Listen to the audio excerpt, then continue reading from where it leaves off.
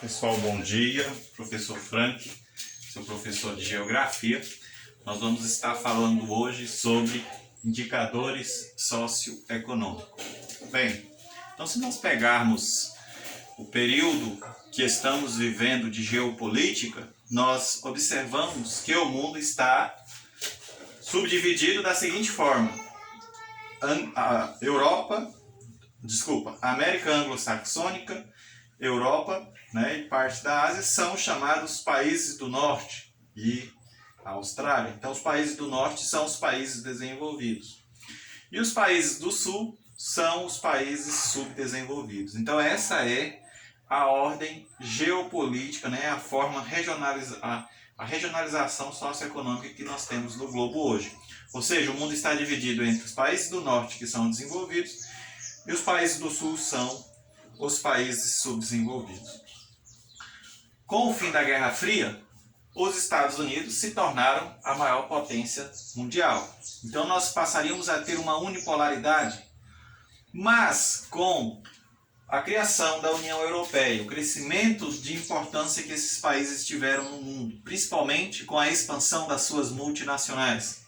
E tivemos também a entrada da China no cenário global. Hoje a China já tem o PIB maior que os Estados Unidos e já tem o dobro da produção industrial dos Estados Unidos. E aqui de lado temos o Japão, que apesar de ter uma grande importância econômica, vem desacelerando sua economia. Então nós temos um mundo desigual, um mundo desenvolvido e um mundo subdesenvolvido, Então, como eu disse a vocês, o mundo hoje já não é mais uma unipolaridade, já temos multipolaridade, onde nós temos a entrada dos países emergentes começando a concorrer com esses países desenvolvidos. E aí vale ressaltar que nesse mundo subdesenvolvido existem as chamadas desigualdades sociais. Aqui, um artista plástico, ao sobrevoar a cidade do Rio de Janeiro, tirou uma fotografia que entrou para os livros de geografia, que é um muro separando essa desigualdade social. De um lado você tem a comunidade de Paraisópolis, onde nota-se grande aglomeração de pessoas, como se fossem caixinhas de fósforos, uma em cima da outra, sem espaços. E aqui você vê o bairro do Morumbi, um prédio, projeto, cada andar tem uma piscina, uma vista maravilhosa, áreas de lazer. Então mostra esse mundo desigual, principalmente nos países subdesenvolvidos. Então nota-se que essas desigualdades se dão pela má distribuição de renda que existem nesses países. O Brasil é um dos países mais desiguais que existem no mundo. Ou seja, nós temos uma pequena parcela de pessoas ricas e uma grande quantidade de pessoas que são pobres. Além disso daí, nós temos um grande território que é mal distribuído, ou seja, 83% da população está aglomerada na faixa litorânea que vai do Nordeste, Sudeste e Sul. Então nós temos um produto interno bruto, que são as riquezas acumuladas ao longo de um ano, que estão saindo de uma crise econômica. E esse problema se dá principalmente porque o Brasil é um país que teve sua industrialização tardia, a partir da década de 70, e que está suscetível às crises econômicas por ser um país que tem uma grande dependência de capital e tecnologia estrangeira. Então a crise de 2008 afetou nossa economia e o ano de 2017 nós tivemos um pequeno crescimento econômico. Então o nosso produto interno bruto é a soma de todas as riquezas acumuladas ao longo de um ano.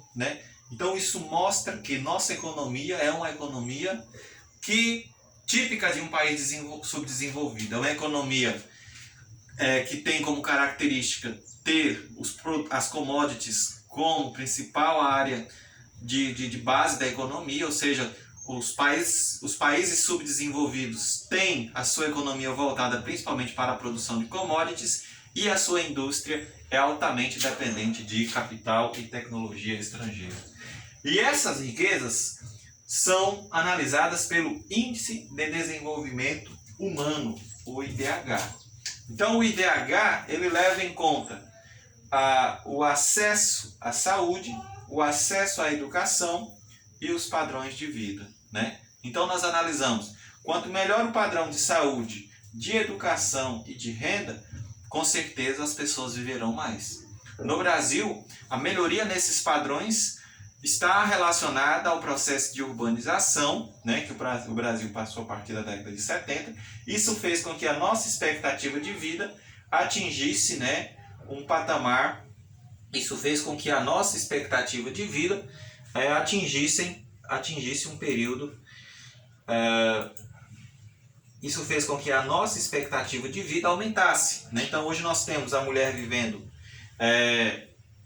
75 anos e o homem vivendo 72 anos. Então o IDH é medido principalmente pela a qualidade de saúde, né?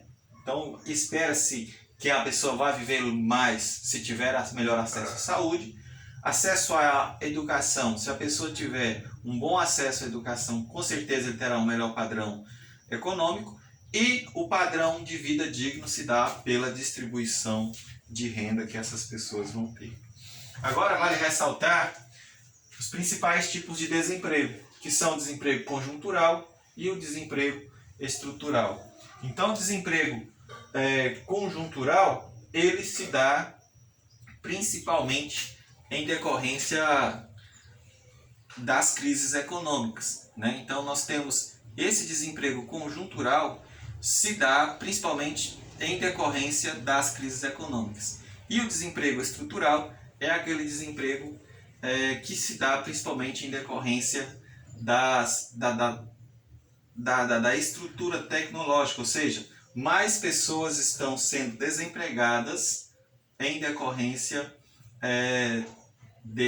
das máquinas, né? Então isso tem levado a esse desemprego, né? Então o desemprego conjuntural, deixa eu só recapitular.